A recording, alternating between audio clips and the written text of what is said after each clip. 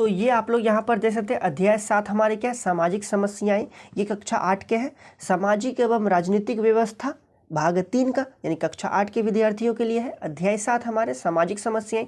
अभी के इस वीडियो पर हम लोग इसके प्रश्नों उत्तर को जानने वाले हैं। आपको मैं बहुत ही बेहतरीन तरीका से बताऊंगा, बस आपको क्या करना है, वीडियो को एंड तक देखना है, अंत तक देखना है। चलिए देखिए, तो ये यहाँ पर देख सकते हैं, यहाँ पर इनके प्रश्न है यहाँ पर, ठीक है, देख सकते हैं आप लोग इनके प्रश्न। आप लोग प्रश्नों को अपने किताब के साथ मिला सकते हैं, ठीक है। किताब आप लोग खोल करके रखिए और देखिए अपने कॉपी में सही प्रश्नों को उत्तर को आप लोग नोट भी कीजिएगा। तो यहाँ पर तो मैंने यहाँ पर आंसर भी लिख करके रखा ताकि आपको कोई परेशानी नहीं होगी। पहले आप लोग समझ लीजिए, फिर तो आपको मैं बताऊँगा ही। तो यहाँ पर देखिए 1 नंबर हमारे क्या, रिक्त स्थानों की पूर्ति कीजिए, रिक्त स्थान को भरना है। देखिए 1 नंबर में क्या, मानव एक क्या है, मानव एक ब्लैंक प्राणी है। मानव एक कैसा प्राणी होता है, तो मानव एक हमारा सामाजिक प्राणी होता है। तो यहाँ पर आपको क्या लिखना है, सामाजिक प्राणी है। अगला 2 नंबर देखिए, व्यक्ति और समाज का ब्लैंक संबंध है। देखिए व्यक्ति और समाज का क्या संबंध होता है, तो यहाँ पर आप लोग पन्ना को पलटाना है और सबको सबसे पहले आना है। अध्याय 7 जो है ना, देखिए यहाँ पर आप लोग सबसे शुरू में आना है, ठीक है। देखिए यहाँ पर क्या लिखा है, देखिए व्यक्ति और समाज का, दिखाई दे रहा है ना, देखिए व्यक्ति और समाज का अन्योन्याश्रय संबंध है। यानी व्यक्ति और समाज का जो संबंध है वही आपको यहाँ पर लिखना है। तो कौन सा संबंध है, जो कि आपको मैंने बताया, व्यक्ति और समाज का कैसा संबंध है, तो व्यक्ति और समाज का यहाँ पर कैसा संबंध है, अन्योन्याश्रय संबंध है। तो ये आपको यहाँ पर लिखना है। अगला देखिए 3 नंबर हमारे क्या, बाल विवाह सामाजिक ब्लैंक है। देखिए बाल विवाह जो है सामाजिक क्या है, कुरीति है, ठीक है। रीति मतलब क्या, तो रीति मतलब नियम रिवाज, तो ये क्या है, कुरीति है, यानी कि गंदे नियम कह सकते हैं हम लोग, ठीक है। तो बाल विवाह जो है वे हमारी क्या, सामाजिक कुरीति है। तो यहाँ पर क्या होगी, कुरीति। अगला देखिए 4 नंबर हमारे क्या है, कानूनन लड़के और लड़कियों के विवाह की आयु क्रमशः कितनी होती है। देखिए कानून के नज़र में है ना, कानूनन जो है लड़के और लड़कियों की विवाह की जो आयु जो है वे कितनी होती है, तो लड़के की आयु जो है वे 21 वर्ष है और लड़कियों की आयु जो है वे हमारा 18 वर्ष है। तो आपको यहाँ पर क्या लिखना है, 21 और 18 लिख देना है, ठीक है, वर्ष है। समझ में आ गया आपको। अगला हमारे यहाँ 5 नंबर क्या है, संविधान के अनुसार ब्लैंक मतलब खाली जगह, ब्लैंक से कम उम्र के बच्चों से बाल मजदूरी कराना दंडनीय है। देखिए यदि हमारा बच्चा जो है, किसी का भी कोई भी बच्चा 14 साल से यदि कम है तो उससे मजदूरी कराना क्या है, दंडनीय है, इसका ये अपराध है, ठीक है ना।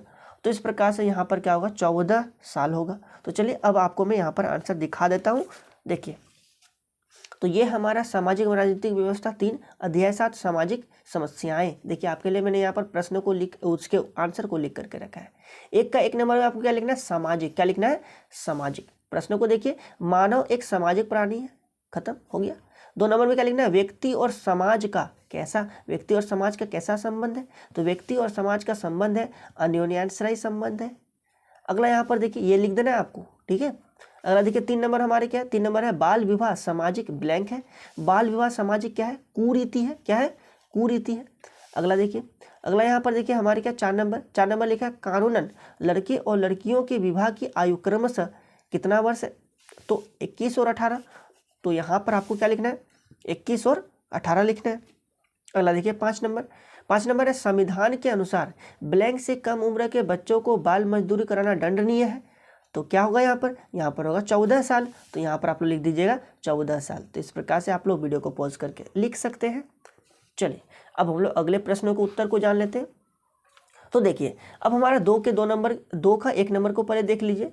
हमारे यहाँ पर क्या बोला गया, बाल विवाह अधिनियम 2006 में क्या प्रावधान है। देखिए 2006 में जो हमारा बाल विवाह अधिनियम लाया गया, इसमें हमारे क्या प्रावधान है ये आपको बताना है। इसके भी आंसर आपको मैंने किताब में खोज करके रखा है, आपको मैं बताऊँगा। बहुत ही अच्छी तरीके से यहाँ पर आंसर दिया गया, ठीक है। तो देखिए आपको पेज को ऐसे करके पलटाना है और यहाँ पर जो आपको आंसर इसका मिल जाएगा। देखिए यहाँ पर देखिए आपको 2 का 1 नंबर में आपको क्या लिखना है, उत्तर लिखना है। यहाँ पर ये वाला लिखिएगा, अंडरलाइन जो किया है। बाल विवाह की रोकथाम के लिए बाल विवाह अधिनियम 2006 में निम्न प्रावधान किए गए हैं। क्वेश्चन में क्या बोला है, क्या क्या प्रावधान किए गए हैं, तो निम्न प्रावधान। कितने प्रावधान है, तो प्रावधान यहाँ पर 1 2 3 और एगो हमारा है 4 है, ठीक है, कितने हैं 4, जो कि आप लोग यहाँ पर देख सकते हैं। मेरा में इस पेज में है, आप लोग का थोड़ा आगे पीछे हो सकता है, इसमें कोई दिक्कत नहीं है। ठीक है, चलिए देखिए। तो बाल विवाह की रोकथाम के लिए बाल विवाह अधिनियम 2006 में निम्न प्रावधान किए गए हैं। पहला नंबर प्रावधान क्या है हमारे 1 नंबर, बाल विवाह उसे कहते हैं जब लड़के और लड़की का विवाह क्रमशः 21 एवं 18 वर्ष से कम उम्र में कर दिया जाए, तो इसे हम लोग क्या कहते हैं, बाल विवाह कहते हैं। 2 नंबर देखिए, ये आपको लिखना है, ठीक है। अगर कोई व्यक्ति जिसकी उम्र 21 वर्ष से कम है और वह किसी 18 वर्ष से कम उम्र की लड़की से विवाह करता है तो इसे कानूनन अपराध माना जाएगा। ऐसे घटना होने पर ऐसे व्यक्ति के विरुद्ध पुलिस में प्राथमिकी दर्ज कराई जा सकती है। अगर लड़की के माता पिता या अभिभावक ऐसे विवाह की अनुमति देते हैं अथवा विवाह के संयोजन में सहायता प्रदान करते हैं या विवाह को रोकने में असफल होते हैं तो वे दंड की भागीदार होंगे, जो कि आप लोग स्पष्ट तरीका से यहाँ पर इसके आंसर को देख सकते हैं और आप लोग समझ भी गए। अगर कोई पुरोहित ऐसा विवाह संपन्न करवाता है तो वह भी दंड का भागीदार होगा। ठीक है, मतलब यहाँ पर देखिए, कोई भी गार्जियन यदि अपने बच्चों का विवाह जो है मतलब बाल विवाह करा रहे हैं तो ये क्या है, अपराध है ना। और हमारे यहाँ पर जो पुरोहित जो होंगे ये भी क्या होंगे, अपराधी के श्रेणी में आ जाएंगे यदि हमारे यहाँ पर बाल विवाह करवा रहे हैं तो इस प्रकार से आप लोग यहाँ पर समझ चुके हैं। किताब को आपको लोग को मैंने पढ़ के बता दिया, आप लोग समझ चुके हैं। 3 नंबर हमारे देखिए क्या है यहाँ पर, 3 नंबर हमारा है बाल विवाह को रोकने के लिए कोई भी व्यक्ति प्रथम दर्जे के जिला न्यायाधीश के पास याचिका दायर कर सकता है। ठीक है, याचिका दायर में कोई पैसा नहीं लगता है, जा सकते हैं। तो बाल विवाह को रोकने के लिए कोई भी व्यक्ति प्रथम दर्जे हमारे क्या होते हैं, न्यायाधीश के पास, जिला न्यायाधीश जो कि आपके जिले में जो कोर्ट होते हैं। ठीक है, तो जिला न्यायाधीश के पास याचिका दायर कर सकते हैं। समझ आ रहा है। अगला देखिए, झारखंड में प्रखंड विकास पदाधिकारी को बाल विवाह निवारण अधिकारी के रूप में नियुक्त किया गया है। ये आप लोग याद रखिएगा, पॉइंट भी बन गया, ऐसे तो आपको पूरा लिखना है यहाँ पर, है ना। तो यहाँ पर ये चीज़ आप लोग याद रखिएगा, आपके एमसीक्यू के लिए इंपॉर्टेंट है। देखिए, झारखंड में प्रखंड विकास पदाधिकारी को याद रखिएगा, झारखंड प्रखंड विकास पदाधिकारी को बाल विवाह निवारण अधिकारी के रूप में नियुक्त किया गया है। किसे, विकास पदाधिकारी को। समझ में आ रहा है। तथा ऐसे मामलों की शिकायत उनसे भी किया जा सकता है। यदि आप लोग जिला न्यायाधीश के पास नहीं जा सकते याचिका दायर करने तो आप लोग विकास पदाधिकारी के पास जाइए, तो भी आपका जो सुनवाई होगा आपका फैसला हो जाएगा। ठीक है, अब यहाँ पर देखिए 4 नंबर भी आपको लिखना है। यहाँ पर 4 नंबर आपको ये वाला चीज़ लिखना है, देख सकते हैं यहाँ पर मेरा इस पेज में है ना। देखिए यहाँ पर आपको लिखना है, बाल विवाह से पीड़ित व्यक्ति परिवार या जिला न्यायालय से ऐसे विवाह को अमान्य घोषित करवा सकता है।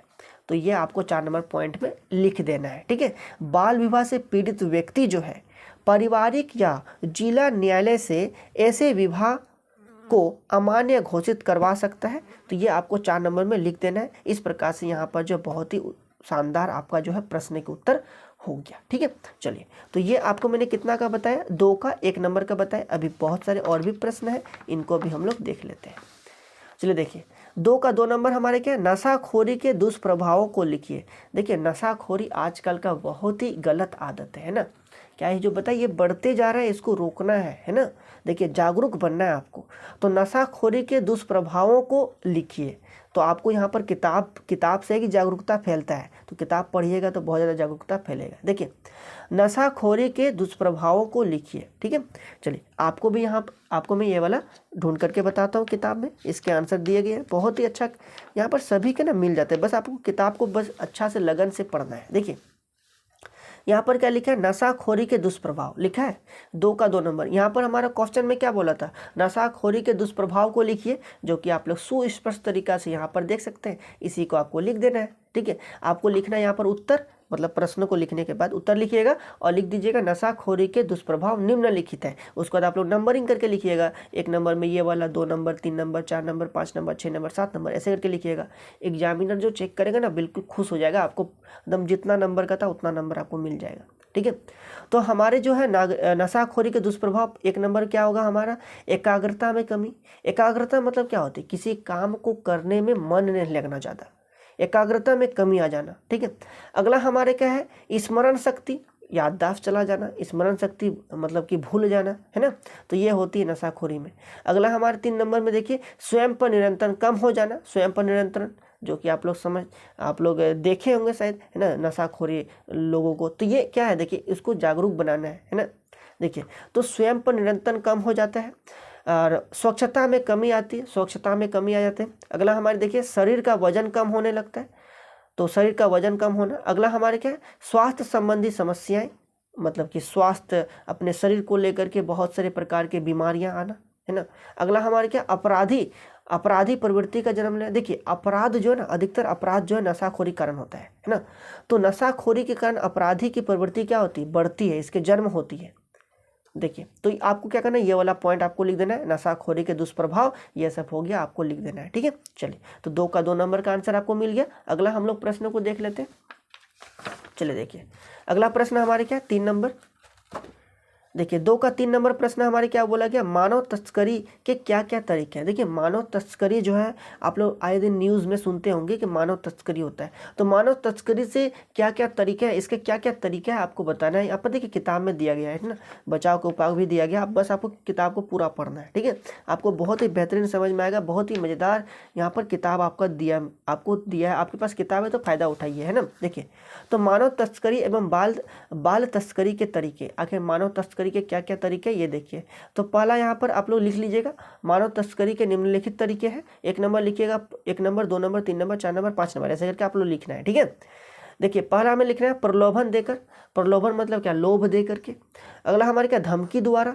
फिर हमारे क्या, जबरन, बल प्रयोग द्वारा, जबरन जबरदस्ती बल प्रयोग द्वारा। अगला अपहरण करके, अपहरण मतलब होता है जैसे कोई जाते कहीं मार्केट वगैरह तो उसको डायरेक्ट उठा लिए जाते, तो ये क्या, तस्करी हो रहा है ना, तो इससे सावधान रहना है। देखिए बाबू अगला हमारे क्या, ये वाला हो गया धोखे से, तो ये हमारे क्या है, मानव तस्करी एवं बाल तस्करी के तरीके हैं, जो कि आप लोग ये वाला यहाँ पर इसके उत्तर में लिख दीजिएगा। ठीक है, चलिए तो इस प्रकार से यहाँ पर जो है ये वाला किसका आंसर मिल गया आपको, 2 का 3 नंबर का आंसर मिल गया, 2 का 3 नंबर का आपको आंसर मिल गया।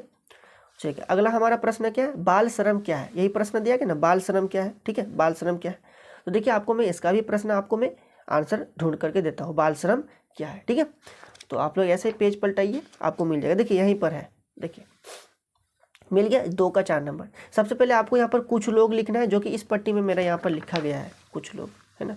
देखिए नीचे में कुछ लोग, है ना, तो यानी कि ये वाला आपको एक साथ दिखाने के लिए मैंने यहाँ पर कुछ लोग लिख दिए हैं। ठीक है, ये 2 का 4 नंबर का आंसर है, कुछ लोग। ठीक है, यहाँ पर पहले आपको शुरुआत करना है, कुछ लोग बच्चों से बलपूर्वक बस्के को बनाना, जूते पॉलिश, स्टोर के उत्पादकों के भंडारण करना एवं साफ सफाई जैसे श्रम साध्य और दोहराव वाले काम लेते हैं, उन्हें हम लोग क्या कहते हैं, बाल श्रम कहते हैं।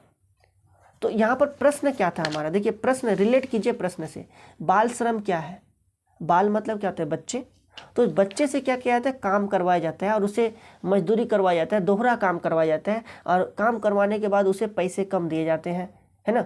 तो इस प्रकार के हम लोग को, इस प्रकार के श्रम को हम लोग क्या कहते हैं, बाल श्रम कहते हैं। तो ये आप लोग लिख दीजिएगा। ठीक है, यहाँ से यहाँ तक लिखिएगा। देखिए पहले सुन लीजिए आपको क्या लिखना है। देखिए कुछ लोग बच्चों से बलपूर्वक बस्के बनाना, जूते पॉलिश करवाना, स्टोर के उत्पादकों के भंडारण करना एवं साफ सफाई जैसे श्रम साध्य और दोहराव वाले काम लेते हैं, इन्हें बाल श्रम कहते हैं। लिख दीजिएगा, बहुत ईजी है। उसके बाद लिखिएगा, इन्हें बाल श्रम कहते हैं।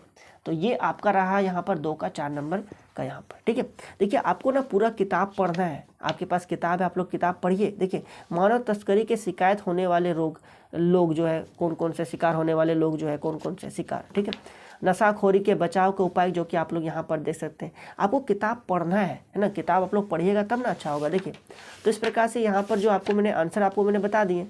तो बस तब अभी इस वीडियो में इतना ही, मिलते हैं अगले वीडियो में, तब तक के लिए बहुत बहुत धन्यवाद।